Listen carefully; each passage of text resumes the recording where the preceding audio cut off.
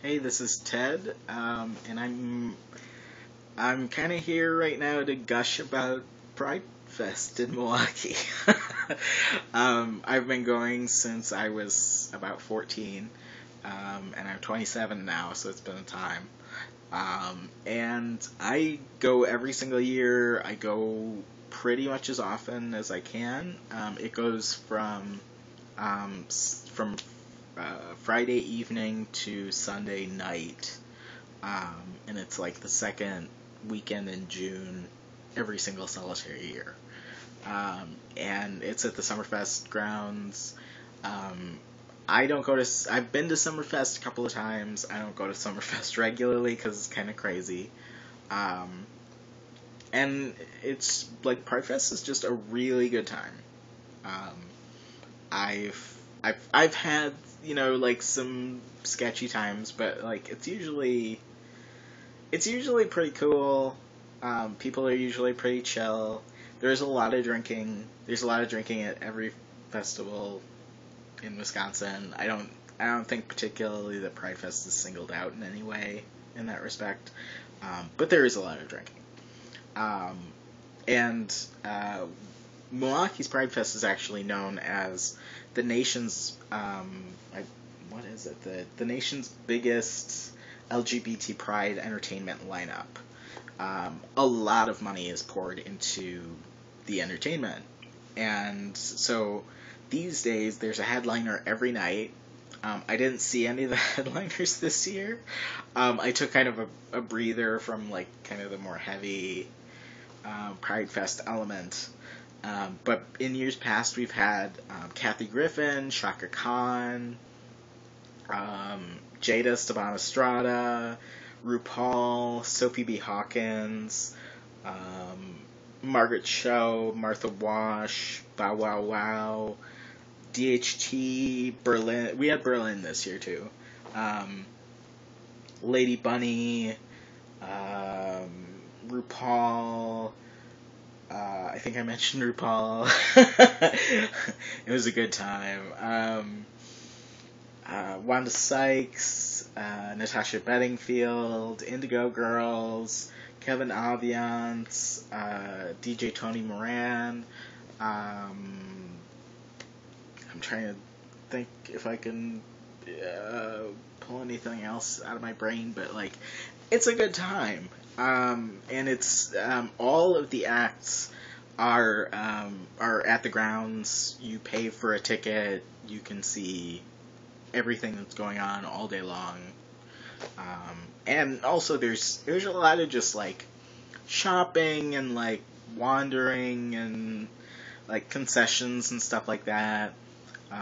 A lot of it is very like it's not, I wouldn't call it like pricey, but it's definitely like a festival that's a little more towards the capitalist end of things.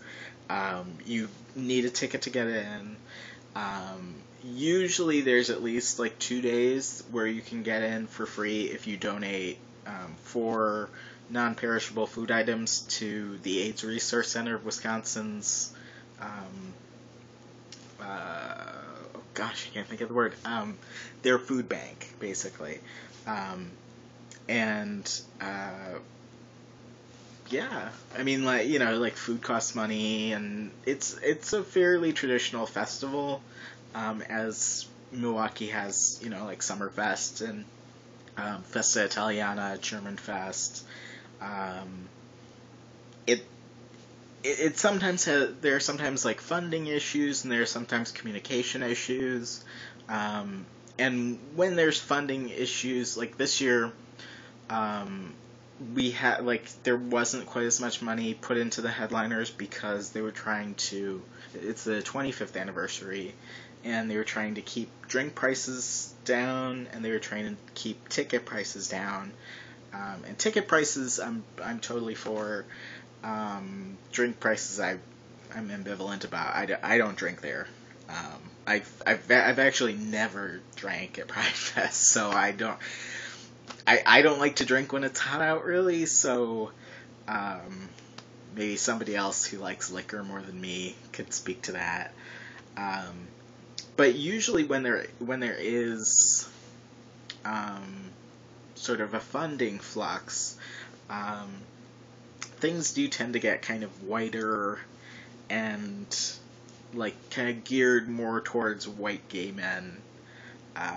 And I like, we've had years when En Vogue has come and Chaka Khan, and like we've had huge attendance records broken when those acts have come, because like people who aren't gay will come and be like, well, I don't care if people are gay. I just want to, I just want to see Shaka Khan, or whoever.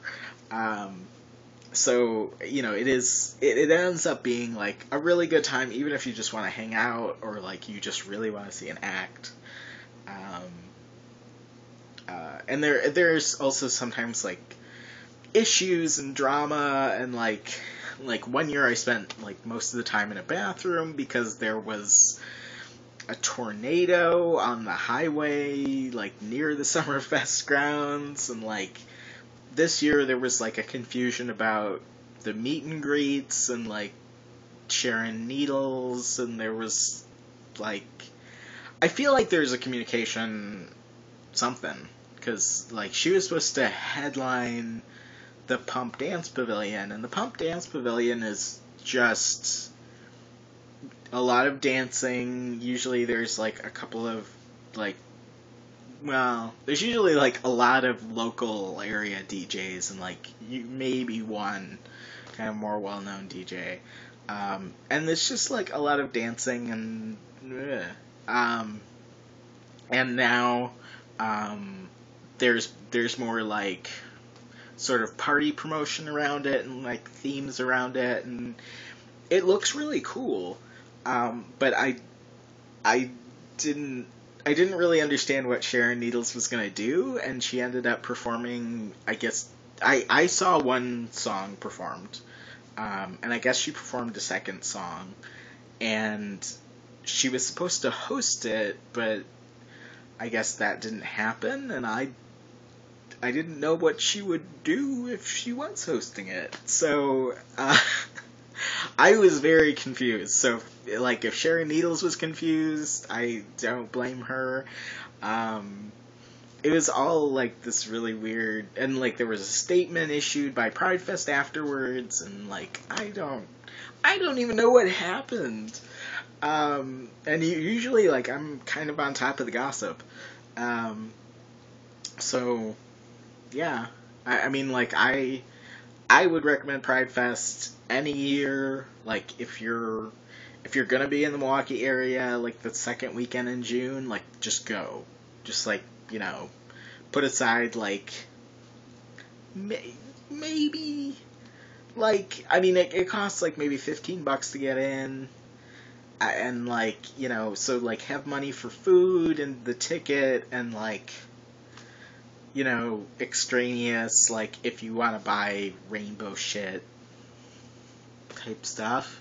But like, yeah, if you want to like come hang out around like queer folk, or like come hang out, be queer, it's just a good time.